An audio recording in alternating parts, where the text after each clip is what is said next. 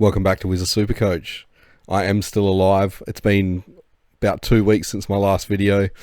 Very unlike me at this time of year, but yeah, I am alive. I had family come stay from interstate, and then I got sick as well. And then to top it all off, my air conditioner shit itself and flooded my whole roof. So it's been a pretty hectic week or two. But hoping to get back into it now and get the focus back on Supercoach. The season's rolled up real quick, I think it's 2 weeks or something until the practice game. So yeah, running out of time now to cover all the content that I wanted to do. But I have managed to make some changes to my team. I started this preseason with a team picker video, and if you watch that and you remember, you'll notice that there's some fairly significant changes, I guess, from that team, and the whole strategy has changed. So I'll run through that because I don't have a hell of a lot of time. And yeah, hopefully I can get back into the usual kind of videos tomorrow or something like that. So I still got Nas and Rosie. I'm confident that they'll be top 6 defenders, probably even top 4, I'd say. Rosie maybe out of the top 4, but yeah, Nas is pretty safe there. So I did have McGrath in the D3 spot, but now I've got Blakey. I just got a feeling about Blakey and the fact that he scores so much better in wins over losses, and I think Sydney's going to be a force this year. So if you haven't watched that video, defenders wins versus losses average, go and watch that. But yeah, Blakey, he really stood out to me, and I think he's taken that next step now.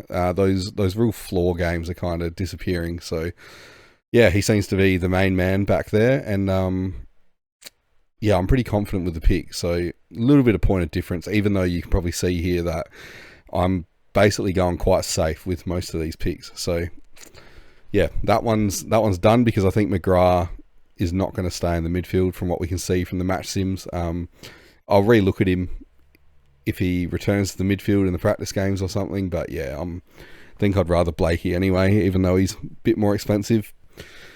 McKercher is still there. That's a bit of a no-brainer, I think. Yeah, even if he doesn't end up being a keeper, he's still going to make a fair bit of money, I think, at least 100k off of his current price. So Euland has found his way into the team. I'm not usually a huge fan of expensive rookies. And to be honest, the main reason I looked at him to begin with was because I had Grill and I wanted to have the DPP option there. But Grill's gone and Euland stayed. So who did I take out for him?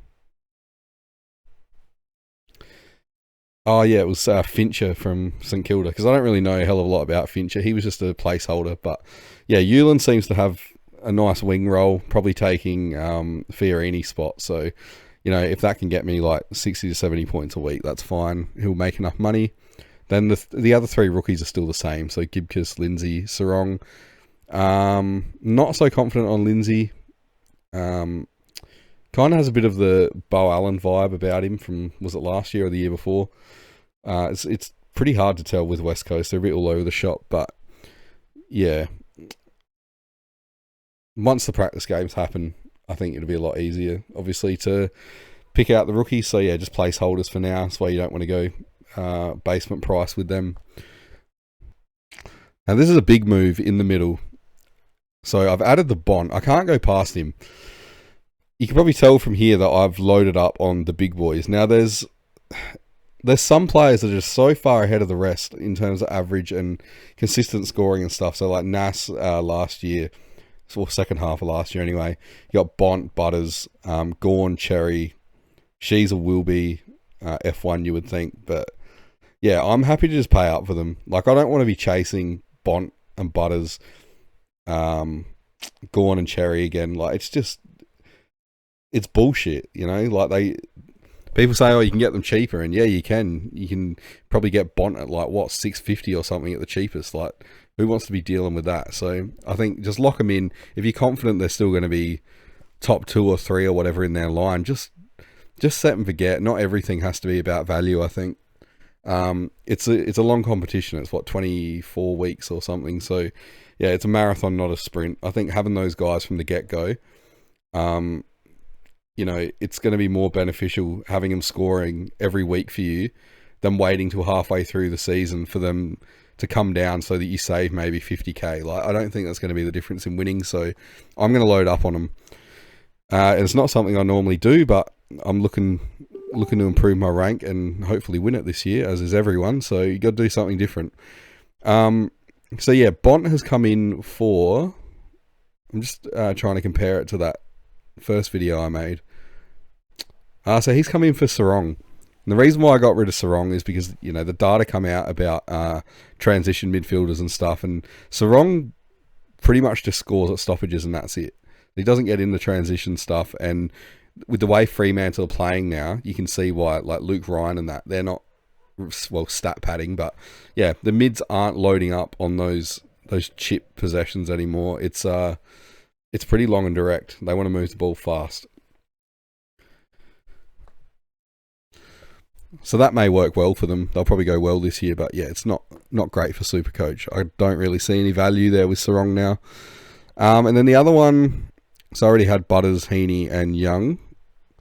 I've added Parrish, which is very unlike me. I don't usually pick guys like that, especially not Essendon players. Like Ridley's burnt me before. And yeah, Parrish, I've just never really wanted to go near, but I actually swapped him in for Caldwell, and you probably laugh because Caldwell, I just don't trust his body, and then I replace him with probably one of the most fragile guys in the AFL. The thing is, I just need, 6-7 weeks out of Parrish, and I can cash him in. Caldwell, if you pick him at his price, he's got to be a keeper, and I'm not backing that to happen. So that's that one. And yeah, you got to make some price cuts, I guess, and take a few little risks here if you want to pay up for the big boys. But yeah, I'm comfortable with it currently. So Sharp already had, Smith already had, Brody might get a game. I don't know. We know if he gets a game though, he's going to score. Retchcar and McRae, they were already there. So I said Grill is gone, but I just moved Draper into the midfield to take his spot. Draper was one that I even got rid of for quite a while, but news has come out recently that he's looking to play in the practice games. So if he gets through those and he gets named round one, I say just lock him in. They're going to have to take the training wheels off at some point, take the cotton wool off him. So yeah, he should be able to score. He's cheap enough, you know, and no sub and stuff, that won't hurt him like it did last year. So as a Crom supporter, I'm pretty confident that if he gets named, he'll score fine. And so in the ruck, nothing's changed. Still got Gawn, Cherry, and White as R3. I like having that loophole. Some people are against it, and that's fine. But yeah, you can see with McAndrew and my flex that it offers a bit of flexibility. Mind the pun. Reedy forward as well, so I've got that whole thing going on, which I'll explain later when I get to McAndrew. But yeah, no change in the rucks. I did put English in there for about an hour, but I don't see Gawn dropping off dramatically. And even with the new rules, he's so good at just getting behind the ball and intercepting. I think we'll see more of that from him. And dare I say it, his average could actually go up. If he does that more and Melbourne lose more, if Gawn sits behind the ball, I could see him doing 130 plus, and I don't think that's crazy to say. Cherry, obviously younger, just confident in him. He'll score no matter what, I think. And I just don't want to be messing around with rucks. It happens to me every year. You saw last year, if you were following me, the Darcy Cameron pick, which, yeah, in isolation was good, but, you know, I've told that story many times. So, yeah, I just don't want to be messing with that when there's so much else to do, and we know that there's going to be issues arising all through the season. Having one less is nice, and you know, look at their prices: $6.89, $6.87. Every single ruck is priced below them. So, if things go south, I can pretty easily get out of it. So hopefully they show their hand in the first 2 weeks if they are going to shit the bed, but yeah. I think it'll be fine. And onto the forward line. So she's always been there since day one. I swore I wasn't going to do this, but I've gone with Petrarca. I just can't ignore. Gold Coast is going to be strong this year, but just that fixture for the first 6 or so weeks is pretty insane. I think Petrarca will be wanting to prove himself. To be honest, I'm really not going by numbers here, and I normally do, but this is more like the Marbo, the vibe with Petrarca. So he's a pretty popular pick too. So yeah, trying to stay with the pack, and I think he can absolutely kill you if he goes off in those first 6 games. Yeah, it's going to be pretty hard on non-owners. And I didn't start with Bailey Smith last year because I overthought it and talked myself out of it. I don't want to be doing that again. Different situation, different prices and stuff, I know, but yeah, all the signs really, if you're not taking numbers into account, but all the signs, all the vibes, it definitely points towards Petrarca having a good start. So yeah, I'm willing to bet that he'll be, top 6, top 8, whatever. Then there's Flanders. So he's still in my team, but I'm going to be honest, I'm a little bit skeptical about this one, a little bit paranoid. I don't know what to make of it. So when he was scoring really well a couple of years ago at Gold Coast, most of that I'm pretty sure was on the half back line. But I don't think he's going to be the main man off the half back at Saints if he plays there, because obviously Sinclair's there. We don't know what Nass is going to do. If he's not in the midfield, he's resting back there. So I just don't think Flanders scores as well in the midfield.